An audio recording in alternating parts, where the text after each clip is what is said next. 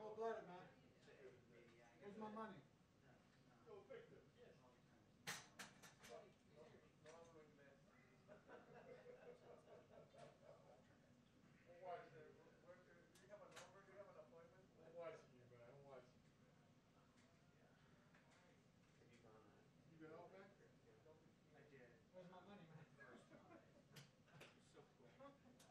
I ain't seen my boy in a long time. He'll hit, but Eric's always we got gas. Yeah. Man, he's got the cufflinks on. Look at that. Nice. We land next couple of days, so we're going to feel good. Right. I thought that they don't sell gas so good. There was 10 on the golf course. Did you play? It was too cool. Yeah. I played Thursday, Friday. Where? I played Thursday out at Little Bennett. Yeah. Beautiful. Because it was overcast, but yeah. A little cold, a little hot. Couldn't quite figure it out. Do I jacket? No jacket? You got pullover with you. Yeah, same. I was running hot. And then Friday at Brady with Carl. Carl, Lucky coming out there. Jack Gamble with play. Nah, he's like you, man. They don't got that bug. Well, play, man. And then the guys that did gamble hurt his back. That I was playing gambling with at Falls Road. And then we gamble on whether a squirrel would drop a nut from a tree. You see your boy Billy, man? Billy been out? I haven't played. I'm kind of waiting for him to. Where's your audio guy? He hang out with Mark. Yeah. That's his real ticket. He ain't got time. What's Right, exactly. Man, you called out. He's out of Turkey. I told him. He's both little chump. Pump. Chump and a pump. Ooh. Wasn't like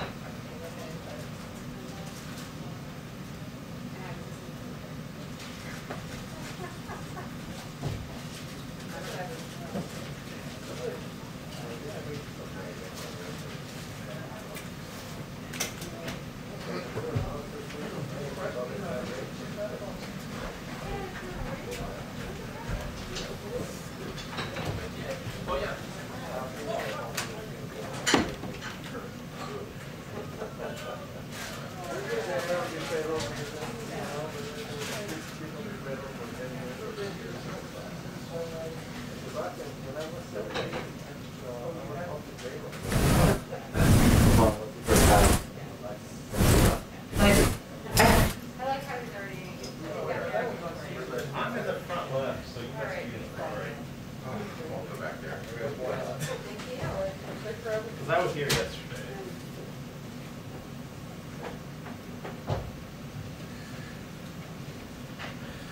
You know, what would be fun is just to go sit down there and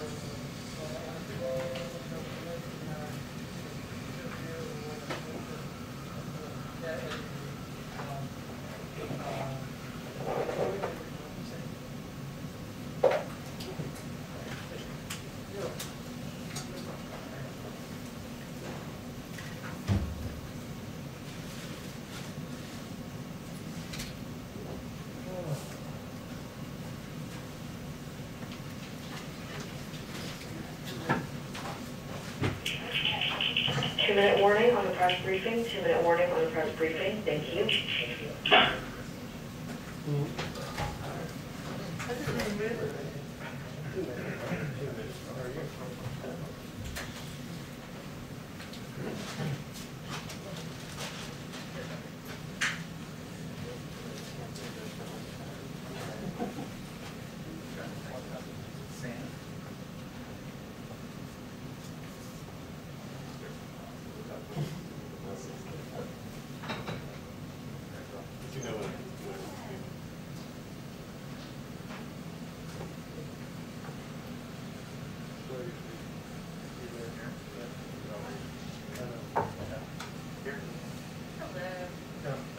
outside. Here. Outside. Sorry. Where are you going? Outside. Outside. Hello, how are you doing? Mr. Better now than like I got basement. It was, thank you. Windows. It was the service that really made it. Ma'am? I'm not that bad of you guys anymore. That was bad.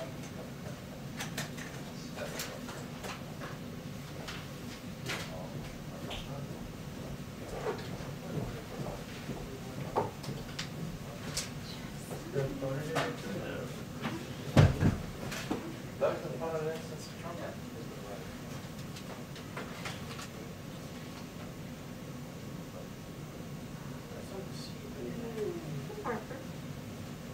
Hey.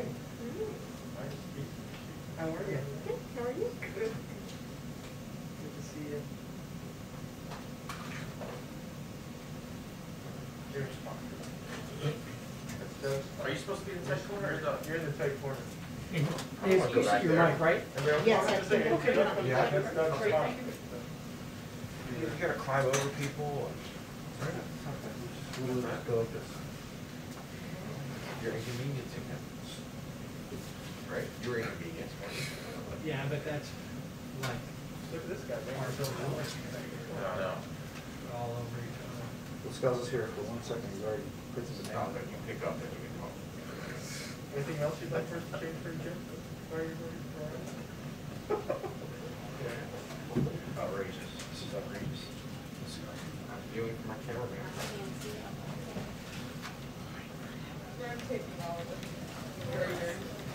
Hi, everyone. Hello. Okay. I have a couple of items of good news for the American people today to kick us off.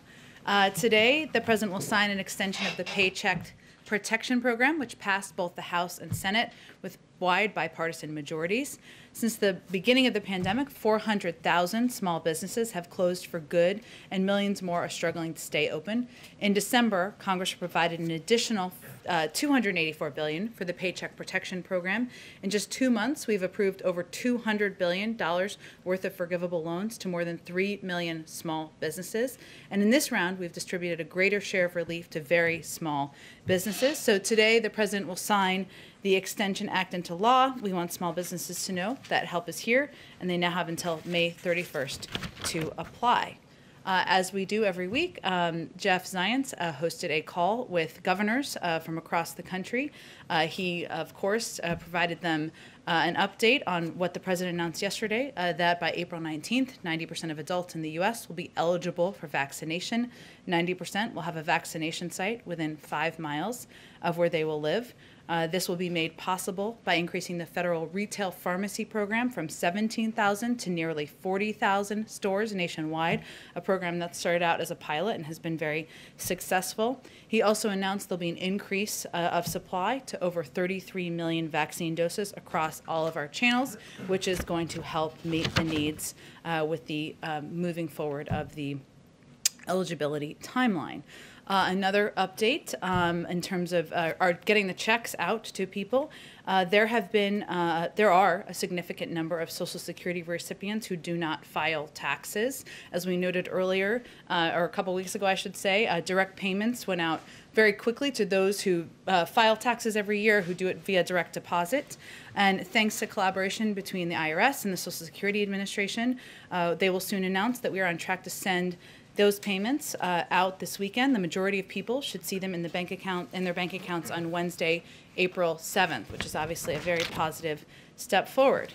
Finally, as many of you saw earlier this morning, the president announced his historic slate of judicial nominees of his administration, the first historic slate, I should say, with 11 candidates overall. This is an unprecedented fast start for any president in the U.S. history on judicial nominations. This is also a groundbreaking slate in many ways. It includes 4 nominees who have served as public defenders, 4 who are members of the AAPI community, a nominee who, if confirmed, would be the first Muslim American federal judge in history. 9 of the 11 nominees are women. And overall, this group represents a paradigm shift in the type of people who can see themselves on the federal bench, while still maintaining the president's absolute highest standards for the qualifications, integrity, and fairness of each individual being considered. So lots of news. Go ahead, kick us off. Thank you, Jen. I want to start by asking on guns. It has been noted, actually, that 40 years ago today was the attempted assassination of President Reagan. But some gun safety groups have expressed disappointment at the president's sidestep of the issue in his news conference last week. Can you give an update on what is in the works in terms of a timetable for possible executive actions on guns? Well, first, let me say the president understands their frustration. He is somebody who has fought for gun safety measures since he was in the Senate himself. He did that in his effort to fight for the Brady bill, in his effort to fight for a ban on assault weapons, and in his leadership putting in place almost 24 executive actions on gun safety when he was in the Obama-Biden administration. Right now, we're working on a couple of levers. One is working with Congress. There are 2 background check bills that have moved their way through the House. Many of you may have seen this weekend, Senator Chris Murphy, clearly a leader on these issues, somebody who has been a leader since Newtown and even before, sees a path forward. We've seen an openness by even some Republicans to having a debate and a discussion. We'll take that. While that is moving, while there are discussions on that front, and the president will certainly be engaged in those, we are also continuing to review and consider what the options are for executive actions. We hope to have an update on that soon. I don't have an exact day for you at this point in time. Okay, follow up on that, and then one other matter. On guns, does the president still plan to go to Colorado after the mass shootings there, and if so, when? I don't have an update on a trip to Colorado. Obviously, that trip would be done in coordination with the leaders in the state, community that was impacted by this terrible tragedy, but I don't have any plans to preview for a trip to Colorado at this point. And then one more thing, on another lighter matter. It's obviously a presidential tradition to throw out the first pitch on opening day, which I'm happy to report is Thursday. But the Nationals have said that the president declined their invitation to go to this year. Why is that? Why is he not going? Is this about crowds in the park? Is it about sending wrong messaging? Why is he choosing not to be there on Thursday? Well, first, let me say I know the president's eager to get out to National Stadium. Many beautiful days, many beautiful baseball games ahead this spring. It's not on his schedule this week, but I certainly expect that baseball fans will be hearing from him in the next couple days. Go ahead. Thanks, Jen. Question about your infrastructure proposal being released tomorrow. Is it going to focus more on shovel-ready projects that could get underway right away, or is it focused more on projects that might take a couple of years to get started but could ultimately have a bigger impact? It's a great question, and I expect we'll have more to outline on how quickly things can happen once he delivers the speech tomorrow. But let me just say that the speech tomorrow is about making an investment in America. Not just modernizing our roads, our railways, our bridges, but building an infrastructure of the future. So some of it is certainly infrastructure shovel-ready projects. Some of it is how do we expand broadband access. Some of it is ensuring that we are addressing the needs in people's homes and communities. So there are a range of components that he'll talk about when he proposes his ideas tomorrow, when he lays that out in his speech in Pittsburgh. And how much more should wealthy Americans expect to pay? Will the top marginal rate go back to 39.6% under this proposal?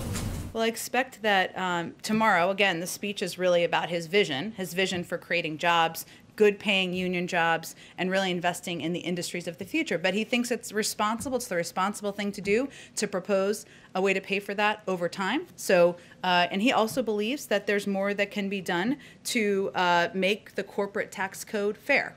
And so I expect that will be the focus of his remarks on taxes tomorrow. And what about the estate tax? Is that something you're also considering increasing?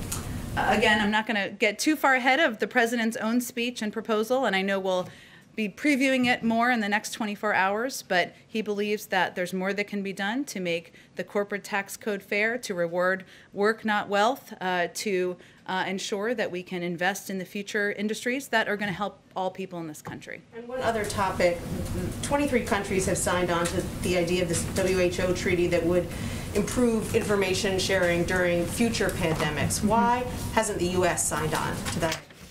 Well, we believe it's vital in working with international partners in other countries, and of course strengthening and reforming our international efforts as it relates to addressing pandemics and future pandemics. We do have some concerns primarily about the timing and launching into negotiations for a new treaty right now, and we believe that could divert attention away from substantive issues regarding the response, preparedness for future pandemic threats, and we believe that should be our focus currently, but we're certainly open to looking for continued collaboration with the global community. Thank you. Go ahead. Does President Biden believe that the millions of Americans who lost loved ones to COVID-19 deserve a better response than one that they've gotten from the WHO? In terms of looking into origins for COVID-19? Well, I think he believes that the American people, the global community, the medical experts, the doctors, all of the people who've been working to save lives, the families who have lost loved ones, all deserve greater transparency. They deserve better information. They deserve steps that are taken by the global community to provide that. So there was an extensive statement put out by a number of countries, including the U.S., but let me highlight, we're still reviewing the report, but let me highlight some of the concerns that have come up to date. The report lacks crucial data, information, and access. It represents a partial and incomplete picture. There was a joint statement, as I noted, that was put out. We also welcome a similar statement from the EU and EU members, sending a clear message the global community shares these concerns. There are steps from here that we believe should be taken. There's a second stage in this process that we believe should be led by international and independent experts. They should have unfettered access to data. They should be able to ask questions of people who are on the ground at this point in time, and that's a step the WHO could take. And that statement says that the U.S. joins these countries in expressing shared concerns. But the statement, quite frankly, is pretty bureaucratic and perhaps does not meet the moment of the seriousness of the crisis here in this country in terms of the death toll. So what is the White House's actual reaction to this report from the WHO? Was it simply inadequate? Well, the report is still being reviewed by our team of experts. 17 experts are reviewing it. But you know the headline of it, and it's not sufficient. We agree. So. And we have long said, as I just stated, it lacks crucial data, information, it lacks access, it lacks transparency. It certainly, we don't believe that in our review to date that it meets the moment, it meets the impact that this pandemic has had on the global community. And that's why we also have called for additional forward-looking steps. And I will tell you that negotiating between 20 countries or so to get a statement out, sometimes it appears bureaucratic. But well, President speak on this. On the WHO report, I expect we'll let our review conclude, and then we'll look for an opportunity for him to speak to it. But I can certainly confirm for you that he shares these concerns. They are coming directly from him and directly from our national security team, who has looked at what the report has presented to date. They're still reviewing and share the concerns issued in that statement that made those concerns clear. Go ahead. Thanks, Jen. I just want to piggyback off of that as well. World Health Organization Director General Tedros, one of his primary concerns was that the report may have glossed over, if you will, the possibility that the virus escaped from a lab. Is that a central concern of the White House as well? And then when you talk about cooperation, has China not cooperated enough in the White House's opinion? Well, they have not been transparent. They have not provided underlying data. That certainly doesn't qualify as cooperation. The analysis performed to date from our experts, their concern is that there isn't additional support for one hypothesis. It doesn't lead us to any closer of an understanding or greater knowledge than we had 6 to 9 months ago about the origin. It also doesn't provide us guidelines or steps, recommended steps on how we should prevent this from happening in the future, and those are imperative. And so that centers on the hypothesis that would involve the lab. Again, it doesn't lead to, it doesn't provide us greater understanding of the origin of the virus. And the second question, just on the next legislative package, has the president started to reach out to moderates, to centrist Republicans as well, and to kind of woo them to get ahead of some of the things that we saw with the last package? Woo them, I like it. The president will be, of course, directly engaged in this effort to move this package forward. I will say that what he views his role is laying out what a vision is, a broad vision, a bold vision for how we can invest in America, American workers, our communities. We're also, though, very open to hearing ideas and proposals from members of Congress, Democrats or Republicans. We know that 80% or more of people in this country, Democrats and Republicans, support investing in infrastructure. And of course they will. Of course they do. We're 13th in the world as it relates to infrastructure. We're one of the wealthiest countries in the world. That doesn't make a lot of sense to most people across the country. More than 1/3 of bridges in this country need repair. That's 231,000. That's a lot of bridges. 1 in 5 miles, or 886,000 miles of our highways and major roads are in poor conditions. Those aren't issues where Democrats just have concerns. Republicans have concerns, independents, people who don't see themselves as political. And he believes that investing, we can't afford not to invest in improving our infrastructure.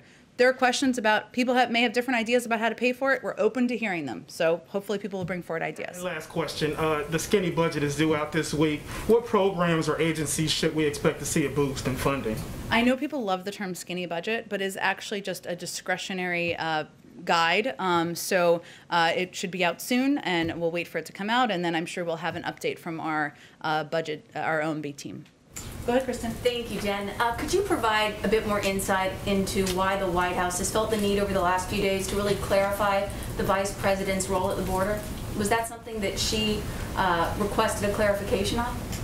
I actually think that members of the media deserve to have an understanding of what her exact role was, and the president, when he was the vice president, played a very specific role too, where he was running point on the Northern Triangle. He told the story at the press conference last week about how the president called him back from Turkey, I think it was, and he wants the vice president to play a similar role, and engaging with these countries, engaging with their leaders, figuring out how to invest best, how to work in partnership, how to prevent corruption from taking over, to put in place steps that will make the journey less desirable. That is certainly a big assignment, and one the president is confident the vice president will take on and do well. So is the plan always for her to focus on the Northern Triangle countries, the root causes, as opposed to the border, or did something change? That was always the plan, and that was the announcement. Okay. I'd like to find out what the White House thinks about what's happening in San Diego, where some public school teachers are providing in-person instruction at the San Diego Convention Center to migrant children before their own public school students. And these kids, of course, about 130,000 of them have been at home doing online learning for about a year now. So what does the White House think about that? Well, I know you guys have done a fair amount of reporting on this, so maybe you'll have more details. As I understand it, San Diego public schools are opening in early April. April 12th to hybrid learning. Okay. And students will be back in the classroom. And as I understand it, this is related part-time. And certainly, you know, our objective from the White House, opening up 5 days a week, majority of schools across the country. And they're on spring break right now. And this is related to volunteering or being paid. I'm not even sure. You'd have to ask the local school district during spring break for these migrant kids. Yes, so the San Diego County Supervisor, Jim Desmond, he says, you know, I think it's great that there's in-person learning for unaccompanied minors from Central America, but I wish every child in San Diego County was allowed the same opportunity for in-person teaching. So I guess the question is, you know, does the White House think that this sends the right message to these 130,000 kids in San Diego and their parents who've been stuck at home for the last year? Well, I'm just saying that context is important, and these kids are going back to school for hybrid learning. We, of course, want that to be 5 days a week, and we're confident we'll get there early next month. And I believe they're also on spring break right now. So these teachers would be, I'm not sure if it's volunteer or paid. You'd have to ask the local school district while the kids are on spring break, which I think the context is pretty important. Okay, and I've got one more question, sorry, about space. Go ahead. You know, the Biden administration, they just announced its intention to retain the National Space Council, and this is on top of the White House voicing its support for the Space Force, NASA's Artemis program. I mean, these are 3 programs or policies that President Trump and the Trump administration put in place. So would it be fair to say that space is one of the, and space policy is one of the few areas where President Biden actually agrees with his predecessor? I think that sounds accurate to me. Look, I think the president believes that the National Space Council, as you just conveyed or just asked about, provides an opportunity to generate national space policy strategies, synchronize on America's space activities at a time of unprecedented activity. It's also an opportunity to generate by America's own activities in space. So it certainly is a program, or a council, I should say, he's excited to keep in place, and one, I think it's fair to say he agrees with the past administration's maintaining the program. Go ahead in the back. The White House has been talking about a lot of different types of infrastructure over the last few weeks leading up to the announcement tomorrow. Can you give us a sense of what the general breakdown is going to be on, you know, clean energy and climate type projects versus roads and bridges? I know we will have an extensive fact sheet that will break down everything for you. It is quite long. It is quite long, and I don't want to get too far ahead of the president. But I will. Let me see if I can give you a little bit more of a breakdown, not in terms of the numbers, but so. Certainly investing in, we've talked about this a little bit, roads, rails, and bridges is part of it. The president believes that we can do that in a way where we can create good paying, clean energy jobs, union jobs. That's part of his vision for investing in industries of the future. He also believes there's more we can do on broadband and ensuring that the far too large percentage of the American people who don't have access, and we invest in that.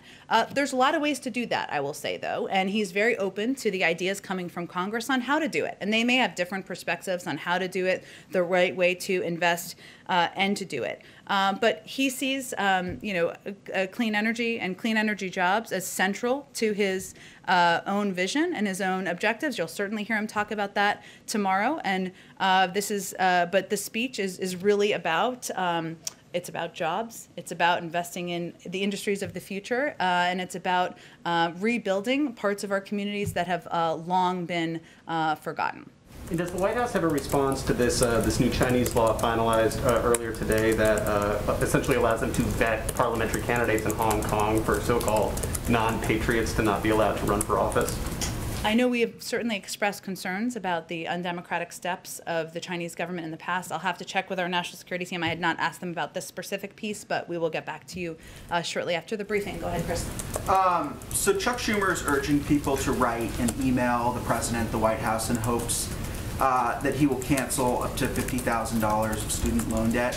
Why do you think that Schumer has such a fundamentally different reading of what the president can and should do? And if you could answer yes or no, has the president ruled out taking unilateral action on this yet?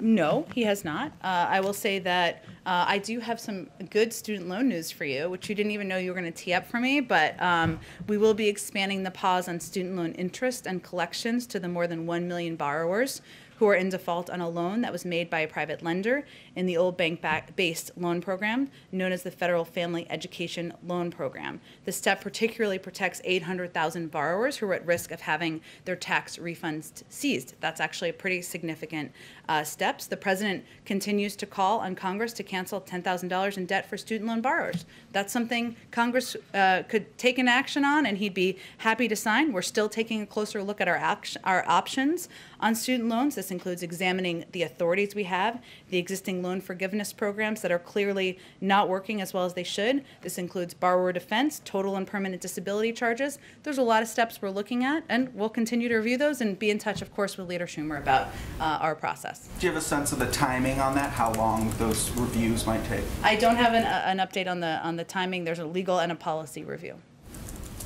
Go ahead. Oh, Trevor, did you have a question? I didn't mean to escape. Go ahead. I always have a question. Of course.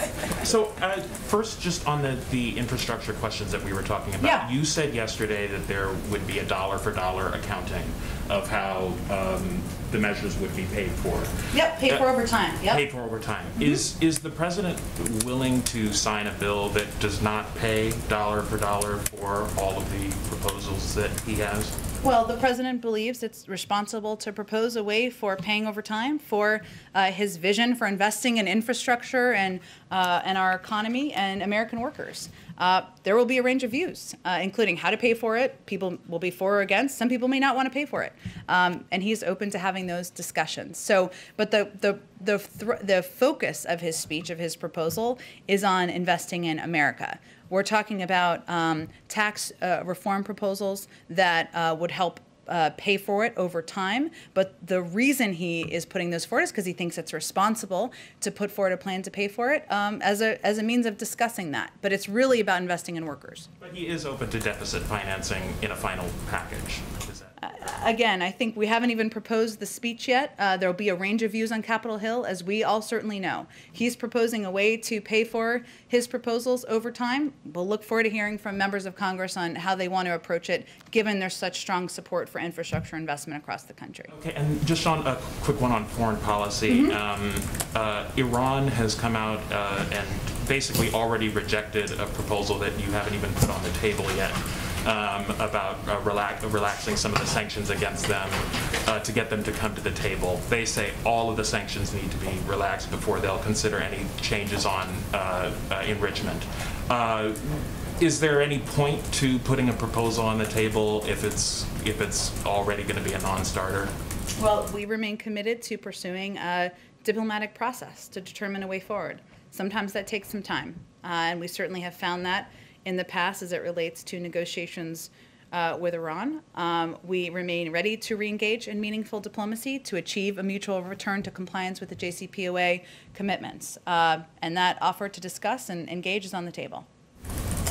Go ahead. Thanks, Jen. One quick follow-up on space and then two others. Sure. So, Vice President Pence had a pretty public-facing role with National Space Council. Mm-hmm. He was kind of involved in the policy making. I know it's a new thing here, but Vice President Harris had a similar involvement with the Space Council on her end.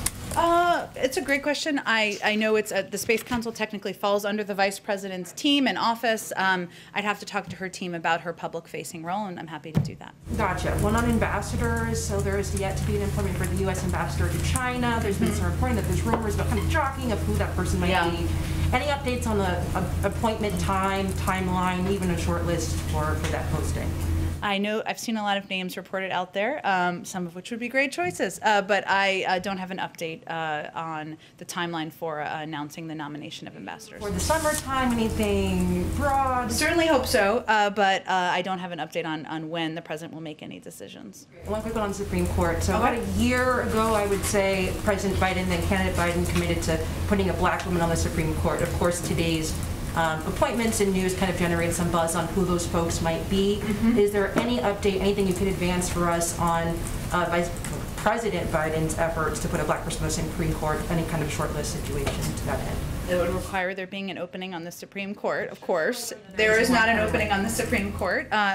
Look, I think there is an incredible group of nominees the president announced today. As someone who served for 17 years on the Senate Judiciary Committee as chairman and ranking member, he has a long history on judicial appointments. This is a priority for him, but our focus is on getting the Senate to confirm these group of nominees and to continue to build a pipeline of additional highly qualified nominees who are going to reflect the values the president has outlined. Is that commitments on the table? Of course, to nominate an African American woman to the Supreme Court, yes, absolutely, it certainly is. Yeah. Go ahead. Yes, one more follow-up on the WHO. Is the president disappointed with the WHO? Does he believe they're not up to the task? I think what the statement makes clear is that we remain, that was issued by the State Department today, is that we remain confident in the role of the WHO. We look to be a contributing member of the WHO. We have some concerns, as I've expressed, about the analysis that's been done so far about the report, and we think that steps can be taken moving forward in the second stage of the review to ameliorate some of those. Go ahead. Thank you, Jen. I wanted to ask a few questions. First, I wanted to follow up on something President Biden said Wednesday when he was tasking Vice President Harris with managing root causes of the border crisis. He said that in addition to doing that, she has, quote, about 5 other major things she's handling. Could you clarify what those are? Well, first, some of it is we have not yet announced yet, so I won't get ahead of those. Vice President Harris is playing an imperative role out there connecting with the American people about the American Rescue Plan. She's been traveling across the country. She's done a number of trips and taken steps. She's going to be involved in our effort to communicate with the public about COVID and the importance of the effectiveness and efficiency of the vaccine. And we'll have more to say soon. A quick follow-up on a question I asked last week about the White House and the marijuana policy that impacted some fired staffers. You indicated that things might be different if marijuana was federally legal. And actually, the Democrats in the Senate, led by Majority Leader Chuck Schumer, are preparing a bill to end federal prohibition of marijuana. Does President Biden support that? He spoke about this on the campaign. He believes in decriminalizing the use of marijuana, but his position has not changed. Descheduling, then, federal descheduling, and end of federal prohibition? That's been his position. Nothing has changed. And regarding the WHO, former President Trump accused the WHO of being, quote, a puppet of China. Does this report confirm that claim? Well, I think we've expressed our concerns about the role, the lack of transparency, the lack of data that has been provided broadly to the global community. We believe there are steps that can be taken moving forward to ensure that an independent investigation, that global experts are involved in the next stage of this process. But we also believe that the WHO is a body that the United States should be a part of, that in order to make changes happen, we need to have a seat at the table. And that's why we rejoined the WHO. Go ahead in the back. Thank you very much, Jen. I have one question on Asia and one question on Asian Americans. We know that Japanese Prime Minister is coming to visit, and also both NSC and State Department are set to host their Japanese and South Korean counterparts. As the representative of the Foreign Press Group, I got a question from NHK. The Japanese media asked, your administration has focused on working closely with East Asian allies like Japan and South Korea to counter China, but these countries have a different relationship with China than the U.S. has with China. So how will you have your Asian allies cooperate with you when they sit on different interests than the U.S.? I'm not sure I completely understand your question. Are you asking how will we discuss China and our relationship with China when the president and others in the administration see leaders from Japan? No, the East Asian countries have different interests than the U.S. has with China. Sure. So how will you have your Asian allies cooperate with you if you have different interests? Well, I think just like the U.S. relationships with any country, there are areas of mutual interest. There are areas where we can communicate, work together on, even sometimes have disagreements, whether it is economic cooperation or security in the region. And certainly I expect that those conversations should cover a range of topics. Okay, on Asian American question, we just saw the fact sheet that you released earlier, but it does not address the demand from AAPI communities for more representation on leadership levels. What's more concerning, during yesterday's interview, Senator Tammy Duckworth said she's pushing for this representation, and the White House said to her, quote, "You have Kamala, you don't really need any other Asians in the cabinet." And the Duckworth said, quote, "That is really offensive. You wouldn't say we have white male president. There shouldn't be any white male members of cabinet. Why would you say that to someone from the Asian community?" End quote. What is your reaction to her statement? Well, first, we've had a range of conversations with Senator Duckworth since that call, which happened about a week ago, including a commitment to naming a high-level Asian American member of the AAPI community to a position in the White House. And that's something we're working to do through consultation with a range of officials and elected officials as well. And that person will be a commissioned officer and will be working on both policy and outreach. And as soon as we have a name, we will share that with all of you. But a big part of our effort has also been on taking actions to address the rise in anti-Asian violence and bias, and underscoring the commitment of our entire administration to working in partnership with the AAPI community. The president announced that DOJ has launched an agency-wide initiative to address anti-Asian hate crimes and acts of violence. DOJ is taking steps to strengthen hate crimes data, reporting on AAPI violence, improve law enforcement training so that local law enforcement agencies can better identify anti-Asian bias. In the coming weeks, the administration will meet with AAPI leaders to hear their input and how we can play the most constructive role possible in the community. And the president raised, because he felt it was imperative to elevate the continuing threats, the hate speech, and the violence against the Asian American community in his speech he gave during a primetime address a week ago. Go ahead. Yeah, it's actually a good follow-up from what Ching-Yi just asked, so thank you, Jen. Sure. So as you know, we've had a spike in carjackings in Washington, D.C. Yeah.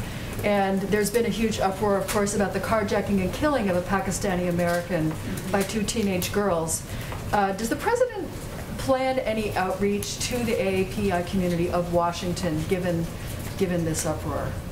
Well, the president and his administration, he's asked members of his team, senior levels of his team, to be engaged in a broad swath of leaders from the AAPI community from across the country. I can certainly check if there will be individuals from the D.C. community as a part of that outreach. Okay, and given that there's been this spike in carjackings here in Washington, has the White House put out any guidance to staff who, of course, work in Washington, many live in Washington? Has there been anything on that? I think we would certainly defer to local law enforcement and guidance along those lines. I'm not aware of any additional guidance being put out. Let me just go around to make sure I get to everybody. Go ahead in the back. Yeah, well, during his press conference last week, the president was very stern and expressive when it came to expressing his opinion about the so-called voter suppression laws in Georgia and elsewhere. But what tangible action will the president take to turn that tide, particularly when you're talking about a federal bill facing an uphill climb in the Senate? Well, there's a number of actions. One, I wouldn't call it so-called bias, because we know that in communities across Georgia, there have been polling places that have been closed. Those are in predominantly African-American communities, so I think that is real bias. Second, I would say that we don't see these. We certainly know there's an uphill battle for lots of legislation, but we are encouraged by the conversations that are happening about moving legislation forward to make voting more accessible, more available to people across the country. The president believes it should be easier, not harder to vote, and he will look for opportunities to help push that legislation forward. He also signed a number of executive orders just a couple of weeks ago because he believes that this is a central cause and equity issue in his mind, and he wants to take steps from the White House, steps any president can take to also make voting more accessible. But we also need to continue to work with local leaders. He met with Stacey Abrams when he was in Georgia just a couple weeks ago. A lot of the power and the activism is going to come from the grassroots and incredible leaders like Stacey Abrams who are ensuring people have the facts they need, the information they need to vote, and that they push back against oppressive efforts to make voting more difficult. How is the White House engaging the faith community when it comes to gun control? Well, many members of the faith community have been quite outspoken historically about the threats of gun violence that have impacted communities across the country. Certainly that would come from our Office of Public Engagement, who would lead these efforts to outreach to a range of communities. I can check with them and see if there's any specific meetings with faith groups in recent days. And lastly, go ahead. Yeah, is there anything to be read into sort of the rebranding of the Biden administration to the Biden and Harris administration? Is it a rebranding? Well, when you look on the website, it's it's Biden Harris, and that's not been necessarily the norm in the past. Is there any message being sent by that, or what's meant to be, what can be extrapolated from that? I would take from it that Vice President Harris is an important partner. She's the first in the room, the last in the room on most occasions if she's in town and not traveling around the country. It's a reflection of the important role that she will play moving forward. Go ahead. And speaking with several governors' offices that were on the call with the White House this morning, it's come to our attention that there were not a lot of questions or really any questions or pushback on the comments yesterday from both the President and Dr. Walensky, advising state and local governments against rolling back mask mandates. Just given the fact that there were no questions or really any dialogue, at least according to our reporting right now, what is the level of concern from the White House at the effect 24 hours after the President raising his voice on this? Dr. Walensky certainly raising her voice on this. I mean, are governors sort of going their own way and ignoring you all? I don't think we see it that way, Jeff, but I would say that one of the ways we can impact people across the country is by acknowledging this is hard. We've been at war with this virus for a long time. And to reiterate, as the President did yesterday, as Dr. Walensky did yesterday, that we continue to be at war with the virus. But the way we feel we can be most impactful is not just through words, but is through actions. And so as we have seen an uptick, we've also taken an accelerating threat, I should say. We've also accelerated our response. And we've moved up universal shot date for most Americans by 2 weeks, increased vaccine supply to states, doubled the number of pharmacies getting supply, more than doubled, opened more mass vaccination centers. We know that the more people who can get vaccinated, the more accessible it is, the more effective we are going to be, and that's where we're putting our efforts. Is there enough concern from governors based on the call this morning, do you believe? I was not on the call this morning. I think the President's speaking not just to governors, but to people across the country, to business owners, to local elected officials. There are, even in some states where governors have been pulling back the restrictions, there are local leaders and local businesses or bigger businesses who have kept them in place. And it's important for people, it's a tough message, important for people to hear that we're still in a war with this virus and people need to still be vigilant in order to return to normal. Thanks, Jen. Today, Canada halted delivery of the AstraZeneca vaccine. What does that mean for this administration's posture towards that particular vaccine and the vaccine's prospects of approval here in the U.S.? Well, approval would, of course, be through the FDA, and they have a rigorous and thorough process for doing that. So I will leave that to them to undergo that process, and I don't have anything to predict about the approval likelihood. Thank you, Jen. Thank you. Want to go one more? Sure, one more vaccine question. I mean, given the increased urgency and the fact that millions of Johnson & Johnson vaccines are on the near-term horizon, is the White House considering changing the way it deploys those vaccines since those kick in so much quicker than the other vaccines The out Johnson there? & Johnson vaccines? Sticking to the same per capita distribution, or is there any thought about changing the way those are distributed? Well, we think a lot about how to ensure vaccines are distributed equitably across the country, but our message continues to be you should take any vaccine that is available to you. There are 3 approved. They're all safe. They're all effective. So we're not changing our approach at this point in time. Thank you, everyone. Thank you. Thank you.